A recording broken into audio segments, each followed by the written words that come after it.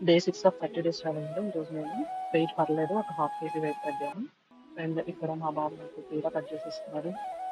Wait తగ్గాలన్నా, పెరగాలన్నా మన బాడీని మనం అర్థం చేసుకోవాలి. యాక్చువల్‌గా ఇక్కడ నాకేంటంటే పీసీఓడీ ప్రాబ్లమ్ వల్ల నాకు ఇన్సులిన్ రెసిస్టెన్స్ ఉంటుంది.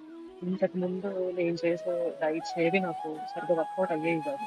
అంటే సరిగ్గా కంప్లీట్‌గా తినకపోవడము, ఫాస్టింగ్ ఉండడము, లేదా డేలో ఇంటర్మిటెంట్ ఫాస్టింగ్ చేసి ఓన్లీ వన్ టైమ్ తీసుకోవడము. అలా చేస్తున్నప్పుడు ఏంటంటే నా బాడీ అసలు తగ్గడం కాదు కదా! నాకు నా మీద అటాక్ చేస్తున్న ఫీలింగ్ వచ్చింది. ఎప్పుడైతే నేను స్మాల్ మీల్స్ 3 టైమ్స్ తీసుకుంటున్నానో అప్పుడు కొంచెం నా బాడీ రెస్పాండ్ అవ్వడం స్టార్ట్ చేసింది. ఈరోజు నేను లంచ్‌కి స్టీల్ కట్ ఓట్స్ తీసుకున్నాను. ఓట్స్‌తో పాటు ఫైబర్ కోసం సొరకాయ కర్రీ అండ్ సాంబార్‌లో ముక్కలు సొరకాయ అవన్నీ ముక్కలు తీసుకున్నాను. అండ్ ఈవినింగ్ వచ్చేసి ఒక 3 ఎగ్స్‌తో ఆమ్లెట్ ఆమ్లెట్ ఇక్కడ నేను కోకోనట్ ఆయిల్ యూజ్ చేసి వేసుకుంటున్నాను. కోకోనట్ ఆయిల్ వచ్చేసి వెరీ గుడ్ ఫ్యాట్స్.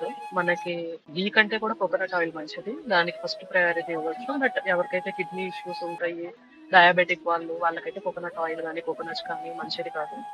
సో, దాని బదులు ఘీ తీసుకోవచ్చు. బట్ డెఫినెట్‌గా ఏంటంటే గుడ్ ఫ్యాట్స్ కోకోనట్ ఆయిల్. తినగలుగుతాం. ఏమి పెద్ద ప్రాబ్లమ్ ఏమి అనిపించదు. ఏమి ఆ స్మెల్ ఏం రాదు.